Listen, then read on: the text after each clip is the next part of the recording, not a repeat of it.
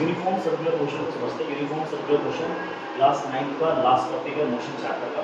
ये वैसे अगर आप समझ लेते हो तो आपको क्लास 11 के बेसिक कॉन्सेप्ट में भी हेल्प काफी मिल जाएगा, ठीक है। वैसे यूनिफॉर्म सर्कुलर मोशन की बात है तो इसमें तीन वर्ड है, एक है यूनिफॉर्म, एक है सर्कुलर और एक है मोशन। मतलब जाहिर सी बात है बॉडी का यहाँ पर मोशन हो रहा होगा।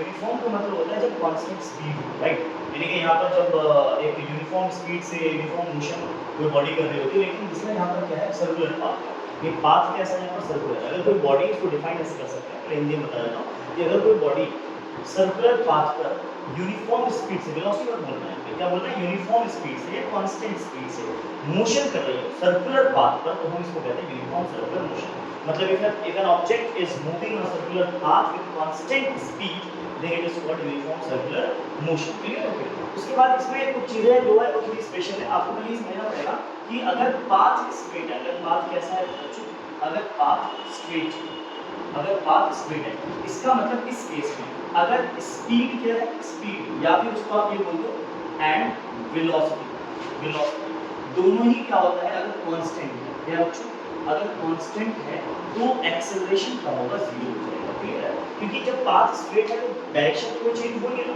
और मैग्नीट्यूड भी फिक्स है। मान लो कोई बॉडी है जो 20 मीटर पर सेकंड से स्ट्रेट पाथ पर चल रही है, तो यहाँ पर ना तो डायरेक्शन चेंज हो रहा और ना ही स्पीड यानी मैग्नीट्यूड चेंज हो रहा है वेलोसिटी का। वेलोसिटी के मैग्नीट्यूड को ही स्पीड को, यानी वेलोसिटी की वैल्यू को ही स्पीड की होती है। तो वेलोसिटी की दो चीजें होती है, एक मैग्नीट्यूड होता है, एक डायरेक्शन, दोनों में से कुछ भी चेंज नहीं हो रहा है, इसका मतलब कि एक्सेलरेशन जीरो हो जाएगा। क्योंकि एक्सेलरेशन तभी होता है ना जब वेलोसिटी में चेंज आती है, और वेलोसिटी जब चेंज होगी या तो उसका डायरेक्शन चेंज हो या तो उसकी स्पीड चेंज हो, मतलब मैग्नीट्यूड चेंज हो। और स्ट्रेट पाथ पर दोनों में से कुछ भी चेंज नहीं होता, राइट। चलिए जरा बात करते हैं अगर पाथ कैसा हो, अगर पाथ सर्कुलर, जब पाथ सर्कुलर होता है तो देखिए मैग्नीट्यूड तो कांस्टेंट है। फॉर एग्जांपल कोई बॉडी है जो सर्कुलर पाथ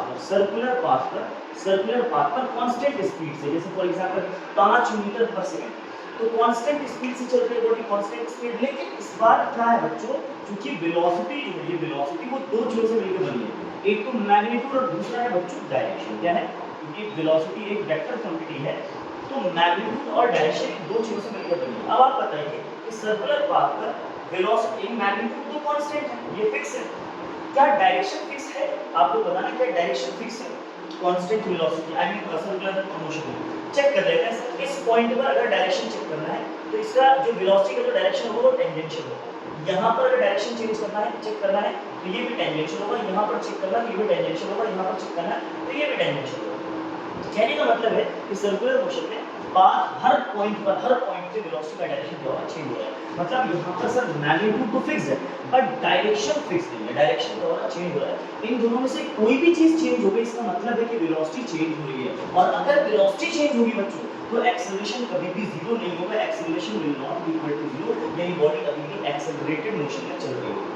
आई होप आपको circular motion, uniform circular motion की छोटी सी बात कि यूनिफॉर्म सर्कुलर मोशन में हो सकता है मैग्नीट्यूड कांस्टेंट हो, पर डायरेक्शन के चेंज होने की वजह से वेलोसिटी चेंज होती है, और वेलोसिटी जो चेंज होगी तो एक्सेलरेशन कभी भी जीरो नहीं होगा।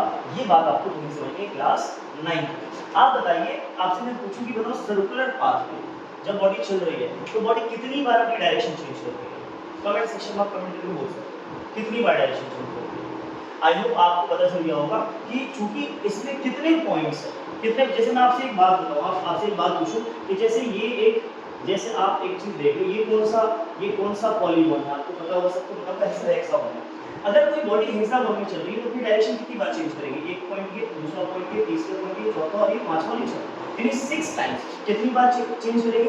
6 टाइम्स अपनी डायरेक्शन चेंज करेगी। ये अगर ऑक्टागोन होगा तो 8 बार, ये अगर डेकागोन होगा तो 10 बार। आप बताओ ये जो सर्कल है, सर्कल में कितने साइड होते हैं? इनफाइनाइट साइड होते हैं, क्योंकि सर्कल में हर पॉइंट एक साइड की तरह बिहेव करती है, राइट। तो सर्कल में इनफाइनाइट साइड से इसका मतलब इनफाइनाइट, पॉइंट से इसका मतलब इनफाइनाइट, एंड वो डायरेक्शन को चेंज करेगी। तो सर्कुलर मोशन में बॉडी अनगिनत बार, इनफाइनाइट टाइम्स अपने डायरेक्शन को चेंज करती है। आई होप आपको यूनिफॉर्म सर्कुलर मोशन क्लियर होगा। वेलोसिटी का डायरेक्शन होता है टेंजेंशियल। क्या होता है?